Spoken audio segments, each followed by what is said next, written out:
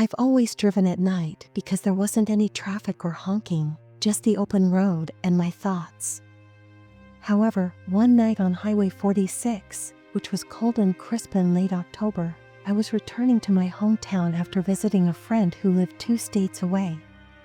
The trip should have taken me approximately 5 hours, but I had left later than ID had anticipated, so I was now facing an overnight drive. The first few hours went by without incident, with the occasional truck rumbling past, but at around 1 a.m., my GPS recommended a different route, a supposedly shorter route through a more rural area. I was anxious to get home, so I took the exit merging onto Highway 46 even though I was hesitant. At first, I would regret this choice for the rest of my life. With its 2 small lanes and limitless fields on either side, Highway 46 appeared to be just another back road.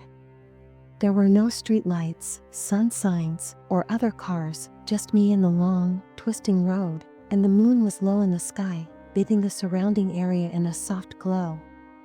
I continued to drive, but after about 20 minutes I began to feel uneasy. The road seemed darker here, and the shadows were deeper, as if the moonlight couldn't quite reach this part of the world.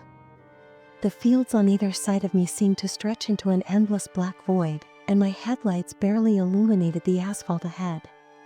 My uneasiness increased when I saw the first sign, a small wooden post on the side of the road with the hand-painted message made in faded red letters: "Last stop." 15 miles, nothing about it made sense. What did last stop mean? Was it a gas station in a town where, since turning onto the highway, I hadn't seen a single building or even a driveway? The farther I drove, the stranger things got.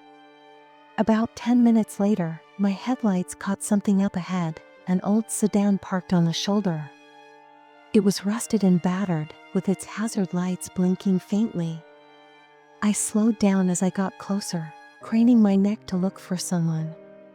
The driver's door was open, but no one was inside, and the air felt heavier and colder. As I rolled past, I swear I saw faint handprints smeared across the fogged-up windows. I looked in my rearview mirror and saw that the car was gone. The road seemed to go on forever without any intersections, signs, or end in sight. My GPS had completely stopped working, and the screen was frozen on a blank map. I was alone and surrounded by nothing but darkness when I heard a faint whisper that was barely audible over the hum of my engine. At first, I thought it was radio static, but as it grew louder and more distinct, I realized that it was coming from behind me. I turned to look, but the back seat was empty. The whispers didn't stop, though they were overlapping now, a chaotic murmur of voices I couldn't understand. "Turn back," one voice hissed. "You don't belong here," another growled. I gripped the steering wheel tighter, my heart pounding in my chest. I tried to drown out the voices by turning up the music, but my stereo only emitted static. That's when I saw the second sign: "Last stop 5 miles." The paint was fresher on this one, the letters stark red against the wood. It looked newer, like it had been placed there. Recently, I didn't stop to think about it. I just kept driving. A few minutes later, I spotted something else up ahead. At first, I thought it was an animal, a deer maybe, but as I got closer, I realized it was a person. A man was standing in the middle of the road, his back to me, swaying slightly. His clothes were tattered, his frame gaunt. I slowed down, my headlights washing over him. He didn't turn around. "Hey," I called, rolling down my window slightly. "Are you okay?" He didn't respond. I honked my horn, but he didn't move. Frustrated, I veered into the opposite lane to go around him. As I passed, I glanced out my window and froze. His head had turned to follow me, but his body hadn't moved. His face was pale and expressionless, his eyes completely black. I floored the gas pedal, my heart racing. For the next few miles, I kept seeing them, figures standing on the side of the road, their faces obscured by shadows. Some were children, others adults, but they all had the same vacant black eyes. They didn't move, didn't speak, just watched as I drove past. Finally, I saw the gas station up ahead, its neon sign flickering weakly in the darkness. "Last stop," the sign read in bold red letters. The station looked old and run down, but I didn't care. My gas tank was nearly empty, and I was desperate to get off this road. I pulled into the lot, the gravel crunching beneath my tires. The station was eerily quiet, the air thick and heavy. The only light came from the flickering neon sign and a single bulb above the entrance. I got out.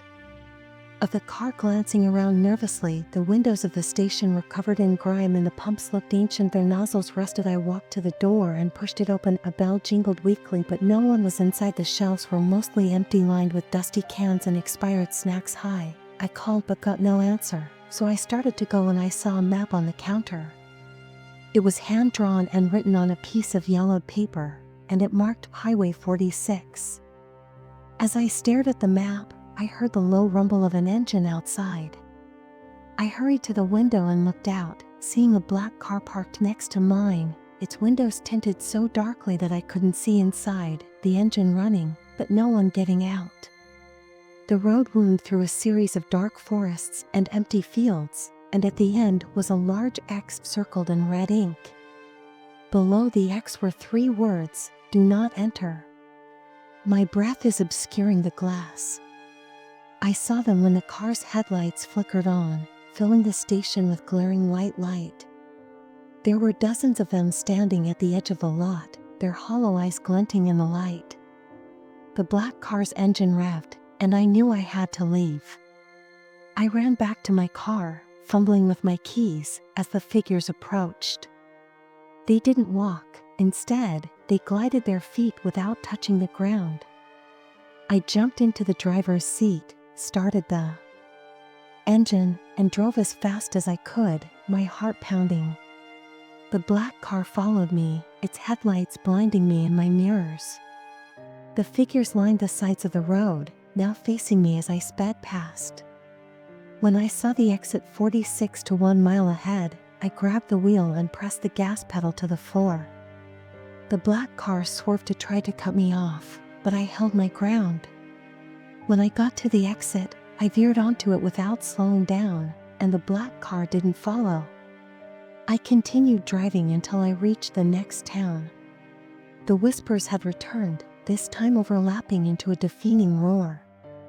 When I pulled into a brightly lit diner, I shook and stammered. The waitress looked at me worriedly, asking if I was okay.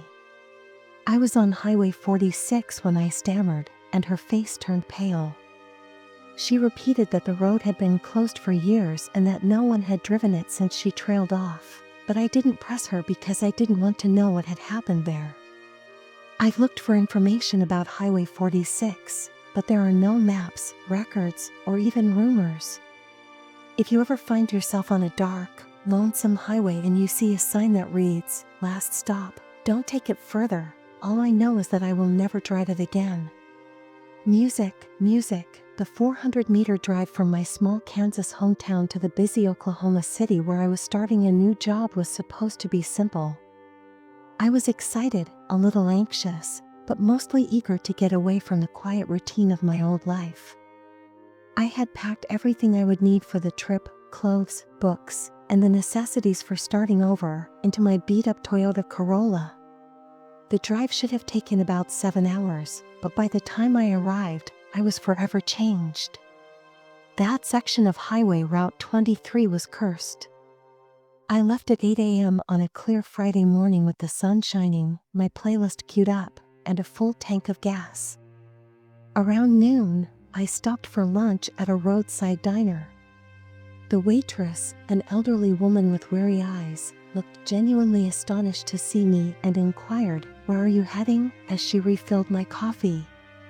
The first portion of the drive consisted of uninteresting cornfields, the occasional farm, and vast expanses of flat open road.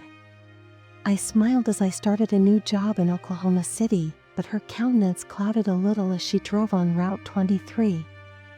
I wondered why she hesitated, and she tightened her grasp on the coffee pot. She said, "Just stay on the main highway, people get lost on that road." I laughed uncomfortably, but I'm sure I'll be all right because I have a GPS. She just looked at me without laughing. Part warning, part sympathy, and turned to leave. I ignored it because it was only a road. An hour later, my GPS alerted me that the main highway was backed up because of an accident, but the app recommended a different route, Route 23, which would cut my drive by 45 minutes. I remembered the waitress's warning, but I wasn't superstitious, and I didn't want to spend hours stuck in traffic, so I took the turn off and merged onto Route 23. At first, the road appeared to be fine. There were no other cars or buildings, just an endless stretch of cracked asphalt that cut through miles of dense forest. The trees on either side of the road loomed tall and dark, their branches intertwined overhead to create a tunnel that blocked out most of the sunlight. The further I drove, the more unsettling it became. The GPS displayed nothing but a straight line for miles, and there were no mile markers, signs, or landmarks. It felt like I was traveling through the same area over and over again. After about an hour of driving, I noticed something strange. A black pickup truck parked on the shoulder with its driver's side door open, but no one inside. I slowed down and looked at the truck as I passed it. It appeared to be old and rusted, as if it had been there for years, but the most odd thing was the license plate. It was a smooth, featureless metal plate with no numbers or letters. I sped up, telling myself it wasn't my business. A few miles later, I saw another car, an old station wagon, which had flipped onto its side, its windows broken, and its body covered in deep scratches that looked like claw marks. By now, my uneasiness had escalated to a complete fear of. I swerved to avoid him, but as I passed, I swear I saw his head turn to follow me, his blank eyes staring right into mine. My phone had lost signal hours ago, and my GPS screen was stuck on recalculating when I noticed him, a man standing on the side of the road with his thumb outstretched in the universal hitchhiker gesture. His clothes were torn and dirty, and he had a strange jerky way of moving, like he wasn't fully in control of his body. The road was the same stretch of cracked asphalt, the same towering trees, and the same deafening silence. After what seemed like hours, I saw something up ahead, a black pickup truck parked on the shoulder. At first, I thought it was another abandoned car, but as I got closer, I realized it was the same truck I had seen earlier. The driver's side door was still open, and the blank license plate glinted in the dim light. I drove past it, my hands shaking on the wheel, and a few miles later, I saw the flipped station wagon with the same claw marks and broken windows. At first, the voices were only a faint whisper, barely audible over the hum of the engine, but as the minutes went by, I heard them. I was driving in circles, the sun was beginning to set, creating long shadows across the road. I was running low on gas, and my fear of getting stuck on this damned highway was getting worse. The voices continued to overlap in a cacophony of murmurs, some of which were angry and others of which were pleading, but none of them made sense. The whispers became louder and more distinct, and I looked in the rearview mirror, half expecting to see someone sitting behind me. "He's approaching, so turn around. You shouldn't be here."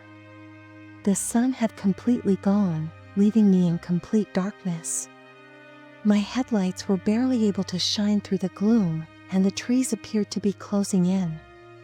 I was clutching the wheel so tightly that my knuckles were white, and my eyes were darting from the road to the rearview mirror and back again when I noticed the hitchhiker standing in the middle of the road. This time, though, he wasn't by himself. There were dozens of dark figures. Their shapes were hardly discernible in the low light, and they stood there obstructing the road without moving or speaking. The car skittered to a stop a few feet from the people as I slammed on the brakes, my pulse thumping in my chest. The hitchhiker moved forward, his jerky motions more noticeable now, and he pointed at me with one hand. I hit the accelerator and put the car in reverse after his soulless eyes locked on mine, but when I looked in the rearview mirror, I saw the same dark creatures waiting motionless behind me. I'm not sure how I was able to continue driving because my hands were shaking and I was crying so hard that I could hardly see. The voices in the back seat had also become louder, overlapping into a deafening noise. Just when I thought I could go no further, I noticed a sign. It was old and corroded, hardly readable in the dim light, but as I went closer, I could make out the words. Roar. My gas gauge was on empty, the needle sinking below the red line. Exit 23. I felt a wave of relief. Shadowy people appeared on each side of the road, their foams flickering like static as I pulled down on the gas pedal in the hopes that I would have enough fuel to make it. The voices became more agitated, yelling at me to halt. When I eventually arrived at the exit, the hitchhiker was jogging behind the car again, his vacant eyes staring at me, but I didn't stop. The road ahead was brightly lit with city lights, and behind me was the dim glimmer of a far-off town. The car buttered and died, coasting to a halt just past the turnoff, and I staggered out, gasping for air. The shadowy silhouettes now spread along Route 23 into the darkness. I walked the remaining distance to the town, frozen at the edge of the light, and shouted for assistance at a petrol station. The attendant, a middle-aged man with a gentle face, seemed genuinely astonished to see me and inquired, "Where'd you come from?" "Route 23, it's been 3 years since that night, but I still have nightmares about Route 23. Sometimes I wake up in a cold sweat, certain that I can hear the voices again," I murmured, my voice shaking, and his countenance darkened. "That route has been closed for years, and no one drives it anymore. I've looked into the highway, but there isn't much information regarding music. Music, it was meant to be a simple journey for me alone. My former Honda Civic and an extended section of deserted highway. I was traveling by car from Denver to a small Nevada hamlet to see my brother. Even though it was in the middle of nowhere and I had never driven before, I didn't mind. Actually, I liked the solitude because it allowed me to reflect, but there's something strange about those endless, barren highways. They're too still and motionless, as if they're waiting for you to realize that you're all alone. By the time I recognized something wasn't right, it was too late. The first few hours of my journey were uneventful, flat stretches of road with the occasional petrol station and miles of arid desert about 10 o'clock in the afternoon. I started my journey with the intention of driving through the night and arriving in Nevada by dawn. I didn't give it much thought at first when my GPS rerouted me onto a different highway. This new road was narrower, darker, and had no streetlights or signs of civilization. The GPS said it would only take me an additional 30 minutes, so I continued driving, but after an hour I still hadn't seen another car, much less a town. The GPS began to malfunction, freezing the screen and rerouting me repeatedly until it just went blank. I told myself that I would soon reach another highway because the road had to lead somewhere. At midnight, I noticed a dim light in the distance, and I pulled in, noting how eerily quiet the place looked.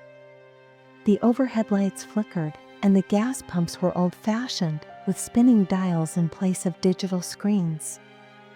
I said hello as soon as I got out of the car, but nobody responded. The air was oppressively heavy, and the only sound was the gentle buzz of the fluorescent lights. In the hopes of finding someone who could help me find my way, I entered the convenience store. Dusty cans and expired snacks filled the largely empty shelves. I noticed the cashier standing behind the counter, perfectly still, staring straight ahead.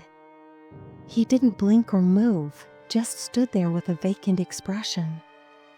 I said cautiously, "Hey, I'm lost. Can you tell me how to get back to the main highway?" He didn't answer, so I took a step closer, and that's when I realized something was seriously wrong. His eyes weren't just vacant, they were completely black, with no whites or pupils, just two dark, empty sockets. I staggered backward, my pulse pounding, and ran out of the store. I got into my car and drove off, looking in the rearview mirror while the cashier stood in the doorway, observing me. I drove for what seemed like hours, and even though the gas station had shaken me and my knuckles were white on the steering wheel, I kept telling myself that there had to be a sensible explanation. Perhaps it was a practical joke, or perhaps I was simply tired from daydreaming. Approximately 3 in the morning. A dense fog swept in, making it difficult for me to see more than 10 feet ahead. When I saw a figure standing in the center of the road, I slammed on the brakes, causing the car to skid to a stop inches from the figure. My heart was racing as I struggled to turn on my high beams. The road seemed to go on forever, with no turns, no landmarks, just white lines on the asphalt. The figure was a man wearing tattered clothing. His face was hollow and colorless, and he just stood there looking at me without moving or flinching. I just barely pulled down the window to shout, "Are you okay? Do you need help?" Instead of responding, he held up his arm and gestured toward the road. I couldn't understand why, but something about the way he moved and the emptiness in his look made me feel really uneasy. I swerved around him and kept my eyes on the road, but as I continued driving, I noticed more and more figures that were all the same pale color. Hollow stood motionless on the side of the road, watching as I went by. After what seemed like an eternity, I noticed headlights in the distance, and I was relieved that I was no longer alone. I flashed my high beams to alert the other car, and as it approached, I felt sick to my stomach because it was my car, the same make, model, and dent on the front bumper, and the driver was me. As the other car rushed by me and vanished into the fog, I gaped in shock. I applied the brakes firmly. The clock on the dashboard blinked at 3 in the morning, but my phone was dead when I checked it because my mind was racing and I was having hallucinations. Frozen on the same spot for hours, I continued to drive in the hope that I would find a way out, but the road never changed. It continued endlessly with the same dreary figures and the same oppressive fog. Eventually, I noticed an old, rusted sign up ahead, barely readable, and as I approached, I could make out the words "End of the road." The pavement abruptly ended, giving way to a steep drop. I slammed the brakes and jumped out of the car, looking over the edge into darkness. There was nothing below, only an endless emptiness behind me. The man from the gas station was standing among them with a twisted smile on his face. "You shouldn't have come this way," he said in a guttural voice, and before I could react, the ground collapsed and I fell into the emptiness. I heard footsteps and turned to see the pale figures closing in on me with their black eyes locked on me. The truck driver who discovered my car flipped over in a ditch miles from any road or highway claimed that I must have fallen asleep at the wheel and hallucinated everything, but I still avoid long nighttime drives because I know what I saw. There is something out there on those deserted highways that is waiting for people like me who veer too far from the beaten path, and occasionally if I close my eyes, I can still see the pale figures in the fog. I woke up in a hospital bed, my body bruised and battered. The black eyes in the shadows, observing me. I will never again drive that road.